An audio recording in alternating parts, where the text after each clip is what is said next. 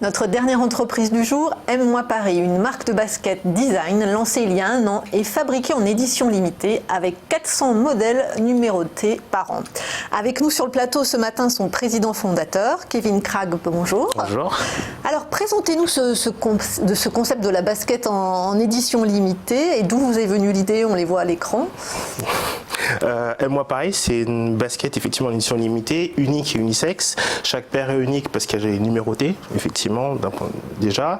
Mais également, il y a un imprimé qui est derrière au niveau du talon et également à l'intérieur de la chaussure qui permet de différencier le pied gauche du pied droit.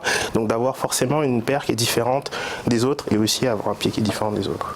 Est-ce qu'on peut avoir une idée de la taille du marché de la basket? On sait que c'est très important vu les marques qui sont présentes, mais est-ce qu'en termes de chiffres, on a une idée? Oui, bien sûr. Après, c'est au niveau du marché global, on est à 55 milliards au niveau monde. Au niveau France, on est entre 3,7 milliards et 4,4 milliards, un truc comme ça. Sachant que également, quand on parle de ces chiffres-là, c'est tout le marché de la sneakers.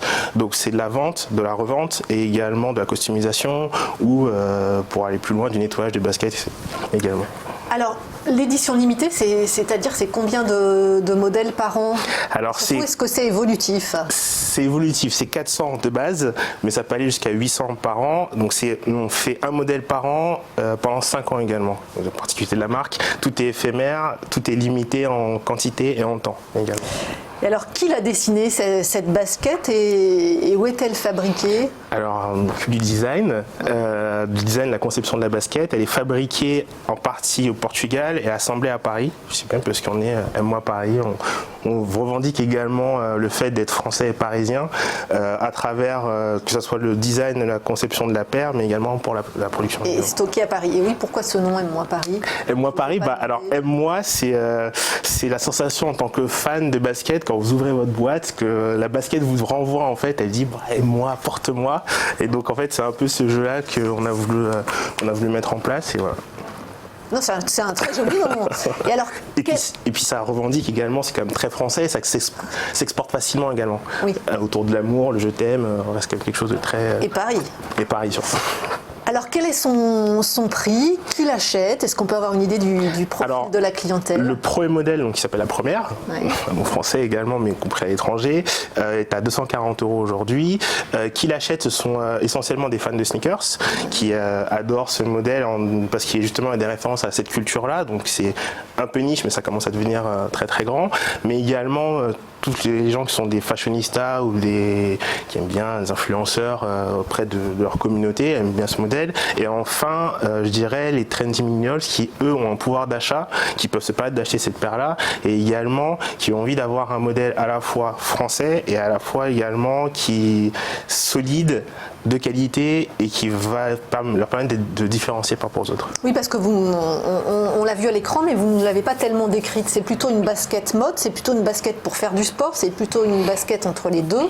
Alors c'est entre les deux, effectivement. Aujourd'hui c'est une paire qui est confortable et légère, qui n'est pas pour faire du sport, mais qui permet d'apprivoiser la jungle urbaine. Aujourd'hui, l'urbain de se pavaner dans la rue. Vous pouvez marcher par exemple toute la journée à New York avec. New York ou Paris.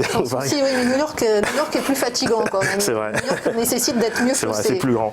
Mais et voilà, et aussi l'intérêt, c'est de se dire que quand on porte une basket, on aime être à l'aise dedans, mais pouvoir marcher, c'est quand même quelque chose longtemps, c'est quand même quelque chose qui est essentiel.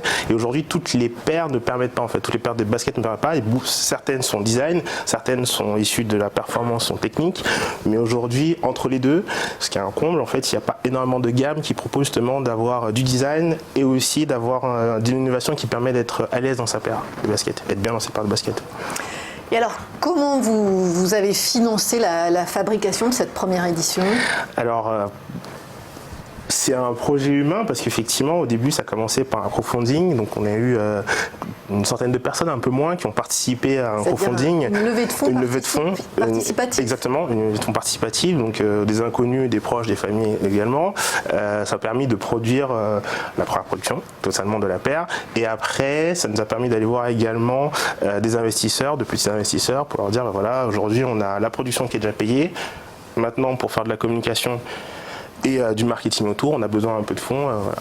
Voilà, c'est comme ça qu'on a financé Friends and Family, je dirais. D'accord, et ça a fonctionné. Et ça fonctionnait. Alors quel est le modèle économique avec lequel vous gagnez de l'argent? Est-ce que cette année, par exemple, vous allez vendre la totalité de la gamme? Oui, oui, sans aucun doute. Aujourd'hui, on a déjà, en fait, que ce soit par le crowdfunding, donc cette levée de fonds, on a déjà vendu une première partie. Également, suite à la sortie, qui est sortie officiellement le 15 avril de la première paire, on a vendu une seconde partie. Aujourd'hui, on est plutôt sur la fin de la collection.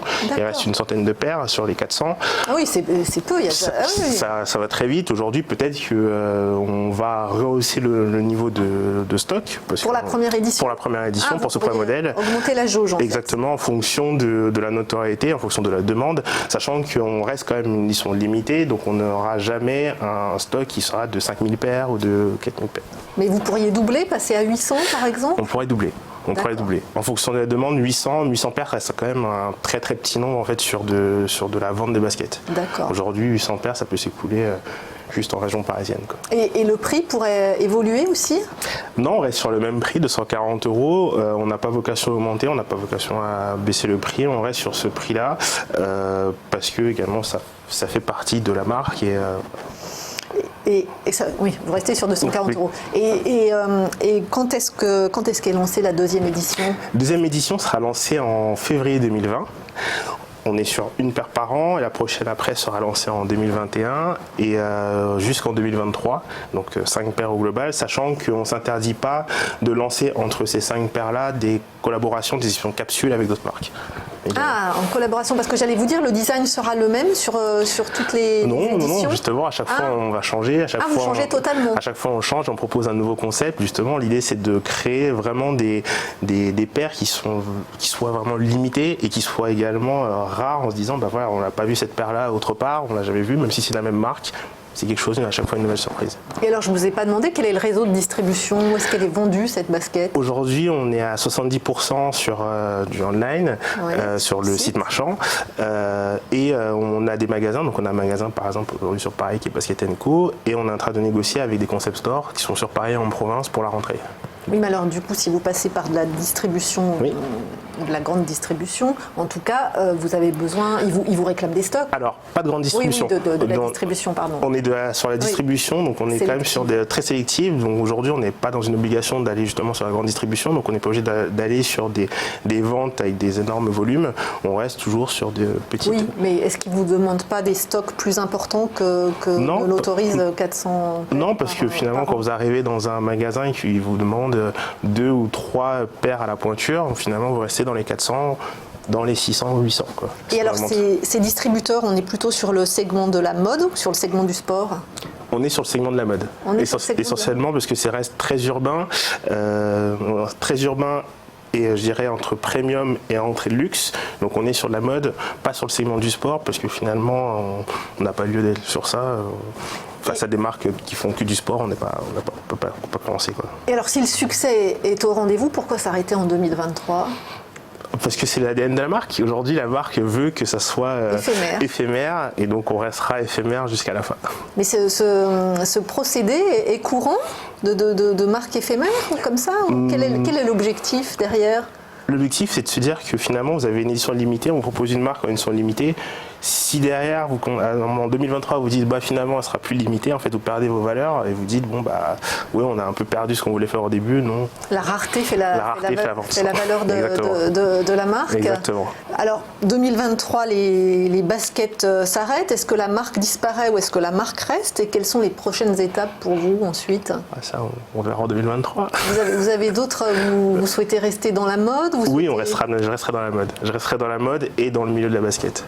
Mais pour l'instant, ça reste à l'état de construction. On sait déjà plus ou moins ce que je vais faire, mais pour l'instant, ça reste. Et vous ne voulez pas nous le dévoiler ce matin à l'antenne. Bon, alors, en tout cas, restons sur la basket Aime-moi Paris, à qui on souhaite beaucoup de succès. Merci. Merci beaucoup, Kevin Kragb. Je le rappelle, vous êtes président fondateur de Aime-moi Paris.